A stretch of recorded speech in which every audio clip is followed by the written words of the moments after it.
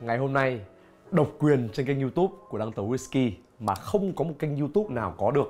Đó chính là sự xuất hiện của một chai rượu whisky cổ nhất trên thế giới với cái giá gần 7 tỷ đồng. Gần 7 tỷ đồng.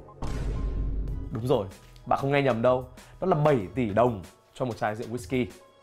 Chưa một ai ở Việt Nam tại thời điểm này có cơ hội được nhìn tận mắt và mở chiếc hộp này ra. Đăng Tấu Whisky rất vinh dự có cơ hội đó. Trong ngành whisky hiện nay thì luôn có một cuộc chiến ngầm giữa các nhà máy về độ tuổi của whisky, xem ai là người sở hữu chai rượu whisky cổ nhất.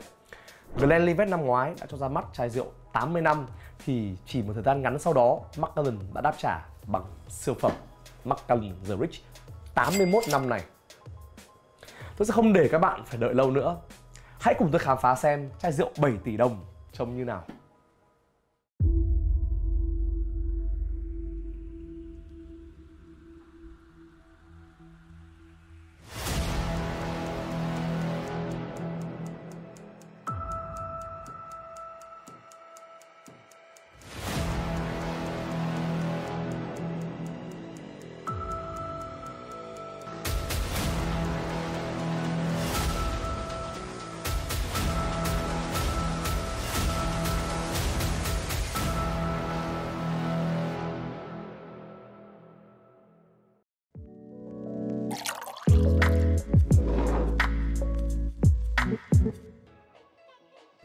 Để chứa đựng một siêu phẩm whisky 81 năm thì cái hộp cũng không phải là hộp bình thường.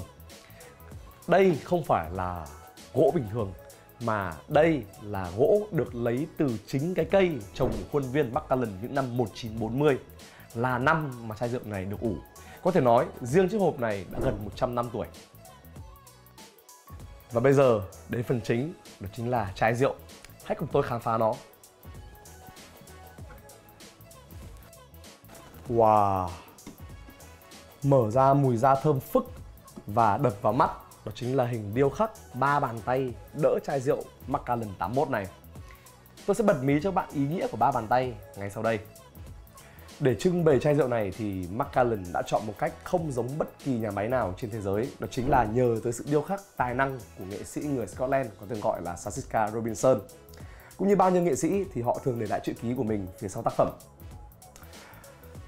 Điểm đầu tiên chúng ta nhìn vào chai rượu này đó chính là sự xuất hiện của 3 bàn tay. Có thể bạn băn khoăn rằng tại sao lại là 3 bàn tay? 3 bàn tay này mang ý nghĩa gì? 3 bàn tay này xuất hiện một cách hoàn toàn có chủ đích, đều liên quan tới chai rượu và cụ thể hơn là liên quan tới năm 1940. Hãy để tôi bật mí cho các bạn ý nghĩa của từng bàn tay. Bàn tay đầu tiên chúng ta có ở phía sau cao nhất, đó chính là bàn tay tượng trưng cho những người công nhân làm việc tại nhà máy của Macallan vào những năm 1940, những người trực tiếp thực hiện các công đoạn để sản xuất ra chai rượu này và để chúng ta có thể ngắm nhìn chai rượu này sau 81 năm. Bàn tay thứ hai đó chính là bàn tay của ông Allen. Ông Allen là cựu chủ tịch của Macallan và ông của ông Allen là người đã điều hành nhà máy Macallan vào những năm 1940. Và cuối cùng chúng ta có bàn tay nhỏ bé của Kristen Campbell. Kristen Campbell này thì hiện tại là whisky maker của Macallan, là người đã trực tiếp chỉ định chiếc thùng này để đóng chai. 3 bàn tay này được điêu khắc tỉ mỉ tới mức chúng có vân tay riêng và sẽ có một điểm rất thú vị về 3 bàn tay này và tôi sẽ bật mí ngay sau đây. Thiết kế của chai rượu Macallan 81 này làm tôi nhớ tới một chai mà tôi đã review từ ngày trước, đó chính là chai Macallan 72 Lalique. Một thiết kế hình đĩa bay rất đặc trưng của Macallan. Và bây giờ là điểm thú vị mà tôi đã hứa hẹn. Có thể các bạn nhìn thấy những vết lõm xuất hiện ở trên xung quanh chai rượu này. Vết lõm này nó vừa khít với cả vân tay ở trên phần điêu khắc. Về chất rượu thì chai rượu này được ủ vào năm 1940, tức là chỉ một thời gian ngắn trước khi Macallan bắt buộc phải đóng cửa do chiến tranh thế giới thứ hai nổ ra. Chai rượu này đã nằm trong nhà máy của Macallan 81 năm và nó thật sự là một nhân chứng lịch sử. Nó đã chứng kiến sự lên ngôi và sụp đổ của Liên Xô, hay đã chứng kiến lần đầu tiên con người chạm chân lên mặt trăng. Rất thú vị. Chai rượu này được đóng tại nguyên thùng và có nồng độ cồn là 41,6 độ. Số lượng chai giới hạn là 288 chai.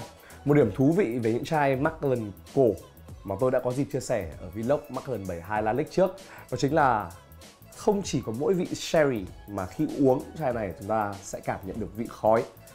Macallan khói, lạ phải không? Tuy nhiên điều đó hoàn toàn bình thường vào năm 1940 khi mà chiến tranh thế giới thứ hai nổ ra thì nguyên liệu, những cái chất đốt rất là khan hiếm và thường được ưu tiên sử dụng cho quân đội. Vậy nên các nhà máy rượu đã bắt buộc phải sử dụng than bùn để làm chất đốt. 81 năm là kỷ lục của một chai whisky có thể đạt được và Macallan hiện tại đang nắm giữ kỷ lục đó.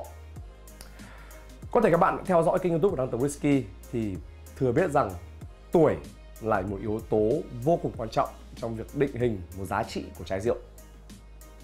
Tôi vẫn còn rất nhiều sản phẩm nữa để tiếp tục giới thiệu cho mọi người trong series Giới siêu giàu Việt Nam chơi rượu gì. Mọi người hãy theo dõi kênh và đón xem nhé!